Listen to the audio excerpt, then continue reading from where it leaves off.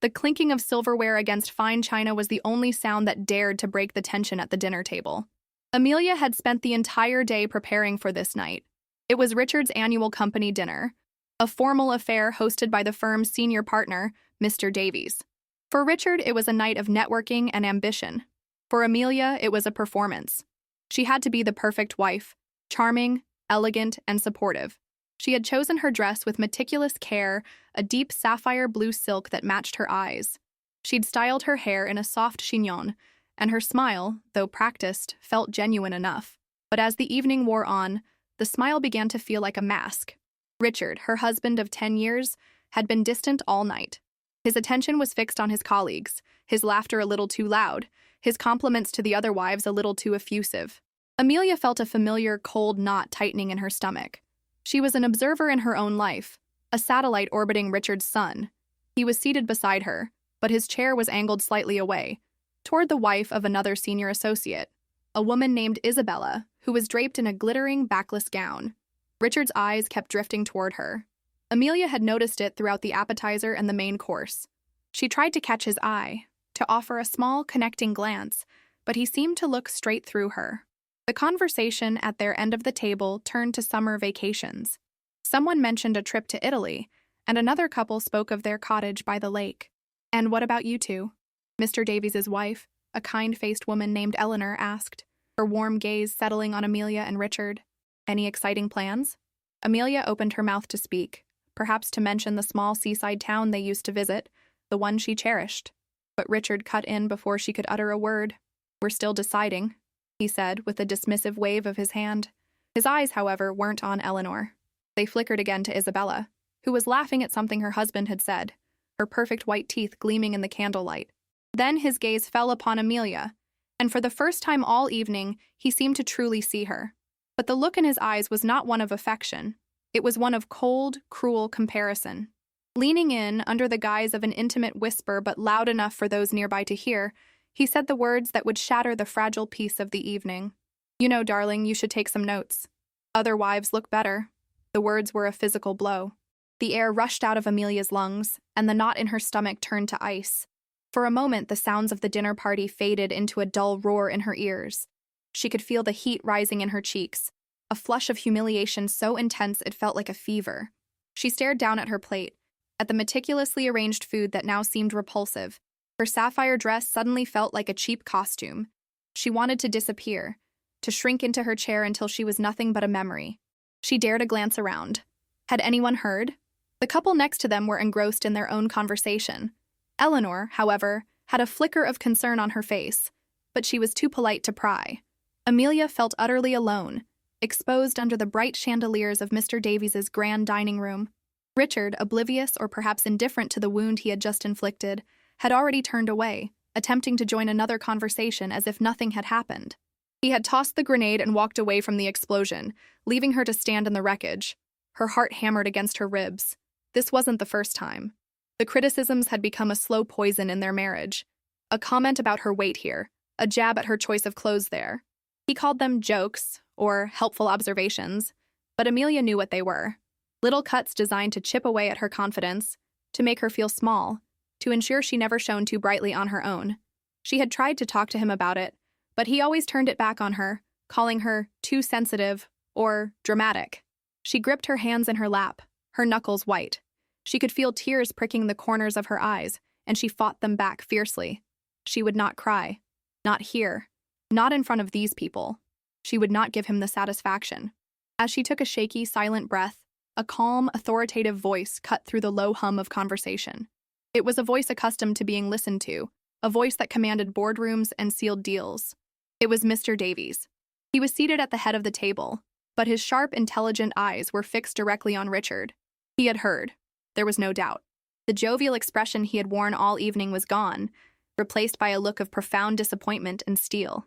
"Richard," he said, his voice quiet but carrying an undeniable weight that made several conversations halt. Richard turned, a slightly confused and sycophantic smile on his face, ready to please his boss. "Yes, Mr. Davies?" Mr. Davies placed his fork and knife neatly on his plate. He looked from Richard to the heartbroken woman sitting beside him. Then he stood up, not abruptly, but with a deliberate motion that drew the attention of the entire table. The room fell silent. He looked directly at his employee, and then, with a clear and unwavering voice that filled the now silent room, he told him to respect his wife. The silence that fell over the table was absolute. It was heavier than any conversation, more profound than any music. Every eye was on Mr. Davies, who stood like a statue of judgment at the head of the table, and then inevitably all eyes shifted to Richard. Richard's face, which had been smug and confident just moments before, had gone a ghostly white before a splotchy, dark red blush crawled up his neck. He looked like a schoolboy who had been caught in a lie, his mouth slightly agape, the sycophantic smile frozen and melting off his face. Mr. Davies didn't raise his voice. He didn't need to. His words, calm and measured, sliced through the tension with surgical precision. "At this firm, Richard," he began, his gaze unwavering, "we pride ourselves on integrity and character. Those aren't just words we put on our letterhead. They are values we expect our people to live by, both inside and outside the office." He paused, letting the weight of his statement settle into the room. Amelia felt her own breath catch in her throat. This was happening. It was really happening. Someone was calling Richard out, not on a professional misstep, but on a personal failing, a failure of basic human decency. Mr. Davies then turned his head slightly, and his stern expression softened as his eyes met Amelia's. "Amelia," he said, and the simple act of him using her name felt like a balm on a raw wound. "My wife, Eleanor, and I were just admiring your dress. It is an absolutely stunning color. You look radiant tonight." The compliment was so direct, so pointedly contrary to Richard's cruel whisper, that it left no room for interpretation. It was a shield, offered to her in front of everyone. Amelia felt a wave of dizzying emotion wash over her. Shock, gratitude, and a profound, aching relief. The tears she had been so desperately holding back now pricked at her eyes for an entirely different reason. She could only manage a small, trembling nod in his direction, a silent "thank you" that she hoped conveyed the depth of her gratitude. She saw Eleanor, from across the table, give her a small, encouraging smile. But Mr. Davies wasn't finished. His attention returned to Richard, and the steel was back in his voice. "A man who doesn't show respect to his own wife, especially a woman as gracious as Amelia, makes me question his judgment. It makes me question his character," he said. "Success in this business, Richard, is built on strong partnerships. And the most important partnership you will ever have is the one you have at home. If you can't honor that one, how can I trust you to honor the ones we build with our clients?" It was a masterclass in controlled demolition. Mr. Davies had not only rebuked Richard personally, but had also tied his behavior directly to his professional standing. He had dismantled him, piece by piece, without ever raising his voice. The threat was clear: your behavior has consequences. Finally, he concluded, "So I will say this once. Learn to respect your wife. She deserves it. And frankly, we expect it." With that, Mr. Davies sat back down. He picked up his fork and knife, glanced at his wife with a look of quiet affirmation, and then turned to the guest on his other side. "Now, Charles," he said, his voice returning to a normal, conversational tone, "you were telling me about your trip to Kyoto?" The spell was broken. A few people cleared their throats. The clinking of silverware resumed, hesitant at first, then more confident as guests rushed to fill the cavernous silence. But no one at their end of the table spoke. The conversation had been surgically removed, leaving an awkward void. Richard remained frozen, his face a mask of fury and humiliation. He didn't look at Amelia. He couldn't. He stared blankly at his plate, his knuckles white as he gripped the stem of his wineglass. He had been publicly dressed down, not by a stranger, but by the one man whose opinion mattered most to his career. And it was all her fault. Amelia could feel the waves of resentment rolling off him, a toxic cloud that threatened to suffocate her. But for the first time in a long time, she wasn't afraid of his anger. Something inside her had shifted. Mr. Davies's words had been more than just a defense. They were an affirmation. She deserved respect. It was a simple, fundamental truth she had allowed Richard to bury under years of casual cruelty and belittling remarks. He had made her feel that her worth was conditional, tied to his approval. But Mr. Davies, a man she barely knew, had seen her worth in an instant. She lifted her chin, her back a little straighter than before. She picked up her own fork, her hand surprisingly steady, and took a small bite of the cold food on her plate. It tasted like freedom. The performance was over. The mask was gone. For the rest of the dinner, she did not try to catch Richard's eye. She did not need his validation. For now, in the ringing silence between them, she had found her own. The ride home was a symphony of suffocating silence. The luxurious interior of Richard's car, usually a point of pride for him, felt like a cage. Amelia stared out the passenger window, watching the city lights streak by in a blur of color. The sapphire of her dress seemed to absorb the darkness, a quiet armor she was grateful for. She could feel Richard's anger radiating from the driver's seat. It was a living, breathing thing in the small space, coiling and waiting to strike. He drove with a controlled fury, his hands gripping the steering wheel so tightly his knuckles were white ridges. They didn't speak a word until the car was parked in their garage and the engine was cut. The sudden silence was even more menacing. In the dim light, Amelia could see the hard, unforgiving line of Richard's jaw. He turned to her, and his eyes, when they finally met hers, were blazing with a cold fire. "Are you happy now?" he hissed, his voice low and venomous. Amelia unbuckled her seatbelt, the click of the mechanism sounding unnaturally loud. She didn't answer immediately. The old Amelia would have shrunk back, apologized, and tried to soothe his wounded ego. She would have taken the blame, somehow twisting the narrative in her mind until his cruelty became her fault. But the woman who had sat through the rest of that dinner with her head held high was not the same one who had arrived. She turned to face him, her own gaze steady. "Happy about what, Richard? Happy that your boss had to remind you how to treat your wife?" "No, I'm not happy, I'm mortified." The response clearly caught him off guard. He had expected tears, apologies, or fearful silence. He had not expected calm, defiant anger. "Mortified?" he scoffed, the sound dripping with disbelief. "You're mortified? Davies humiliated me. In front of everyone. My colleagues, my peers. My entire professional life was just held up and ridiculed because of you." "Because of me?" Amelia's voice rose slightly, edged with a disbelief of her own. "I'm the one who leaned over and insulted my spouse in public? I'm the one who has been chipping away at my partner's self-esteem for years? Don't you dare put this on me, Richard. This was all you." He slammed his hand against the steering wheel, the sound making Amelia flinch, but she held his gaze. He had no right to interfere. It was a joke, a private comment between a husband and wife. "It wasn't a joke and it wasn't private," Amelia retorted, her voice shaking but firm.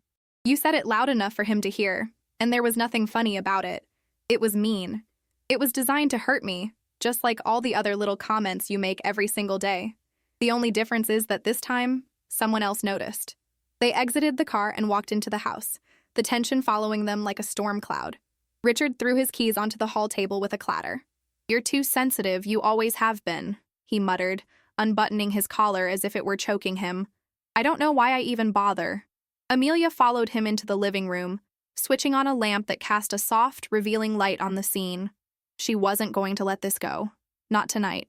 "No, Richard. You've just gotten used to me not saying anything. You've gotten comfortable with me just absorbing the insults and pretending they don't sting. But they do. And I'm tired of pretending." She stood in the middle of the room, her arms crossed over her chest. She felt a strange sense of clarity, as if a fog had finally lifted. For years, she had contorted herself to fit into the tiny, approved box Richard had created for her. The supportive wife, the unassuming partner who never outshone him. She had dimmed her own light so his could burn brighter. "I spent the entire day getting ready for your dinner," she said, her voice quiet but intense. "I did it to support you. I chose a dress I hoped you'd like. I walked into that room proud to be on your arm, and you made me feel worthless. In front of all those people, you looked at me like I was a disappointment, and you did it so casually. That's what hurts the most, Richard. It was so easy for you." Richard sank onto the sofa, running a hand through his hair. For the first time, a flicker of something other than anger crossed his face. It might have been exhaustion, or perhaps a sliver of genuine confusion. He looked at her, truly looked at her, as if seeing a stranger. I didn't mean it like that," he stammered, the excuse sounding weak even to his own ears. "How else could you have meant it?" Amelia challenged. "Other wives look better." "It's not a very ambiguous statement. You were comparing me. You were telling me I wasn't good enough. And the worst part is, I think you actually believe it." The raw truth of her words hung in the air between them. The fight seemed to drain out of Richard, replaced by a sullen, defensive posture. He didn't have a defense, and he knew it. He had been caught, not just by his boss, but by his wife. The reflection she was holding up to him was ugly, and he didn't want to look at it. Amelia knew this was a turning point. The foundation of their marriage, already cracked, had just been split wide open. The silence stretched on, filled with the unspoken history of 1,000 similar, smaller moments. The house, usually a place of comfort, felt like a courtroom. And for the first time, Amelia felt she was on the winning side. Not because she had an audience or a powerful ally, but because she was finally, unequivocally speaking her truth. The following days were a landscape of ice. The explosive confrontation had given way to a heavy, frigid silence. Richard moved through the house like a phantom, his presence marked only by the quiet click of a door or the low murmur of the television. He left for work before Amelia came downstairs for breakfast and returned late, burying himself in paperwork or the blue glow of his laptop. He had erected a wall between them, built of resentment and wounded pride. His strategy was clear. He would freeze her out. He was waiting for her to break, to apologize for his humiliation, to beg for a return to the way things were. In the past, this tactic would have worked. The silence would have gnawed at Amelia, amplifying her insecurities until she couldn't bear it any longer. She would have baked his favorite dessert, bought him a gift, or found some other way to offer a silent olive branch, taking the blame for a conflict she didn't start. But now, the silence felt different. It was still lonely, but it was no longer terrifying. It was space. It was air. It was a quiet room of her own that she hadn't realized she desperately needed. For his part, Richard was living in his own private hell. The office had become a minefield. He could feel the whispers, the averted gazes in the hallway. His colleagues were polite, but there was a new distance, a subtle judgment in their interactions. He had tried to approach Mr. Davies once in the hallway near the coffee machine, attempting a casual, man-to-man apology about the misunderstanding at the dinner. "There was no misunderstanding, Richard," Mr. Davies had replied, his voice devoid of warmth. He didn't stop walking. "My expectations for professional conduct, in all aspects of life, remain unchanged. Now I have a meeting to get to." He had continued down the hall, leaving Richard standing alone, the lukewarm apology dying on his lips. The message was unequivocal. There was no going back. His standing had been irrevocably damaged. Meanwhile, left to her own devices in the quiet house, Amelia found her thoughts drifting backward. She thought about the woman she was when she and Richard first met. A vibrant, confident art student with a passion for painting. She had a small studio in her apartment that was always filled with the scent of turpentine and oil paints, her canvases a riot of color and emotion. Richard had claimed to love that about her, her artistic soul. But as their life together became more serious, his support had soured into gentle discouragement. "It's a wonderful hobby, darling, but is it practical? This paint smell gives me a headache. Wouldn't you rather we use that room for a proper home gym?" Slowly, without even realizing it, she had packed her brushes away. The easel was folded and stored in the attic. The passion that had once defined her was relegated to a hobby, and then to a memory. Her life had become about supporting Richard's career, maintaining their home, and ensuring his world ran smoothly. On the third day of the silent treatment, a strange impulse took hold of her. She went up to the attic, the air thick with dust and forgotten things. In a corner, under a white sheet, was her old easel and a large wooden box. She dragged it into the light, her heart beating a little faster. She lifted the lid. There they were, her brushes stiff and dry, her palette caked with the ghosts of old colors, and several tubes of oil paint, hardened with age. A wave of emotion, so strong it almost buckled her knees, washed over her. It was grief. She was mourning the person she had packed away in this box. She sat there, on the dusty floor of the attic, and for the first time since the dinner party, she cried. But these were not tears of humiliation or fear. They were tears of loss, and then of recognition. After a long while, she wiped her eyes, closed the box, and went downstairs.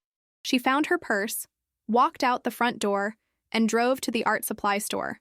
An hour later, she returned with bags filled with new canvases, a fresh set of oil paints in every color she could imagine, new brushes, and a bottle of turpentine. The scent, when she opened it, was intoxicating. It smelled like coming home. She didn't return the old easel to the attic. Instead, she carried it down to the small sun-filled room at the back of the house that they had, at Richard's insistence, turned into a barely used guest room. She set up the easel by the window. She laid out her new paints, squeezed a generous amount of cerulean blue onto her new palette, and faced the blank white canvas. When Richard came home that night, the house was still quiet. He walked into the kitchen, expecting to see Amelia preparing dinner, perhaps ready to finally surrender. The kitchen was empty. He found her in the sunroom. She had an old shirt splattered with blue paint over her clothes, Her hair was tied back messily, and she was completely absorbed, her brow furrowed in concentration as she stared at the canvas. The canvas was no longer white. It was covered in bold, chaotic, beautiful strokes of blue and white and gray. She didn't even hear him enter. He stood in the doorway for a full minute, watching this stranger who was his wife. She looked more alive than she had in years.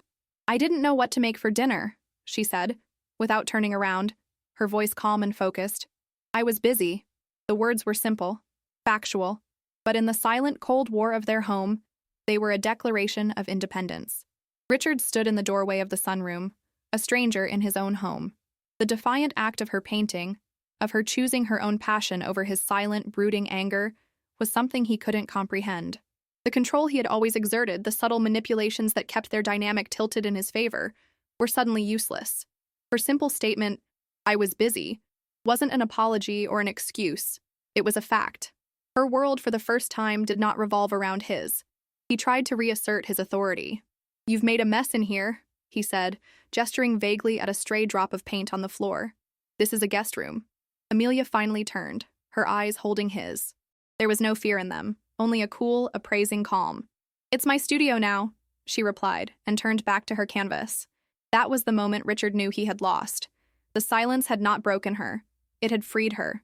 Over the next week, the house filled with the scent of turpentine and the quiet energy of her work. She painted for hours, losing herself in the colors and textures. She created bold landscapes, abstract expressions of the emotions she had suppressed for years, and even a self-portrait, one that showed a woman with clear, determined eyes and a hint of a smile, a woman he barely recognized. The wall of silence between them finally crumbled one evening when Richard came home to find Amelia packing a suitcase in their bedroom. "What are you doing?" he asked, his voice tight with a new emotion. Panic. "I'm leaving, Richard," she said without stopping. She folded a sweater neatly and placed it inside. "Leaving? What are you talking about? Leaving to go where?" he stammered, his mind reeling. This was not how the script was supposed to go. She was supposed to capitulate, to be the one to bridge the gap he had created. She finally stopped and looked at him. "I don't know yet. I'm going to stay with my sister for a while. Find a small apartment. Set up my studio properly." "You're leaving me?" The question was incredulous, as if the concept were impossible. "After one argument? After everything I've given you?" Amelia let out a short, sad laugh. "One argument? Richard, this isn't about one night. It's about 1,000 nights. It's about every time you made me feel small so you could feel big. The dinner party? That wasn't the cause. That was just the moment the lights came on." "I said I was sorry," he insisted, though he hadn't. "No," she corrected him gently. "You said you were humiliated. You were angry that someone saw the way you treat me. You've never been sorry for the treatment itself, only for being caught. I've been waiting, hoping you would understand that, but you don't." He reached out, grabbing her arm. "Amelia, stop this. This is ridiculous. We can fix this. I'll be better. Just, please, don't do this." His touch felt foreign. She looked down at his hand on her arm, and then back up to his face. She saw the desperation there, but she knew it wasn't born of love. It was born of fear. Fear of his life being disrupted. Fear of what people would say. Fear of losing the comfortable, supportive partner he had taken for granted. He wasn't afraid of losing her, the woman who painted and dreamed. He was afraid of losing the wife who made his life easy. She gently pulled her arm free. "The funny thing is," she said, her voice soft but strong, "Mr. Davies did me a favor. He showed me what respect looks like. And he was right. I do deserve it. But I've realized I can't wait for you to give it to me, Richard. I have to give it to myself." She closed the suitcase, the click of the latches sealing a final, definitive end to a chapter of her life. She looked around the beautiful room, at the beautiful life he had provided, and she felt no attachment to it. It was a gilded cage, and she had finally found the key. "I hope one day you understand," she said, her voice free of malice, only a deep, profound sadness for what they had lost long before this moment. She walked out of the room, leaving Richard standing alone in the deafening silence.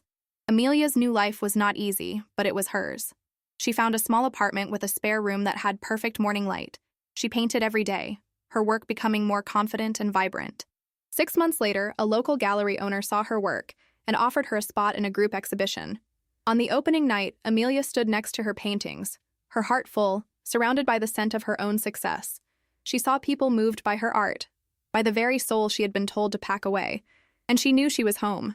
She had learned that looking better isn't about the dress you wear, but about the light that shines from within when you finally respect yourself enough to be who you truly are.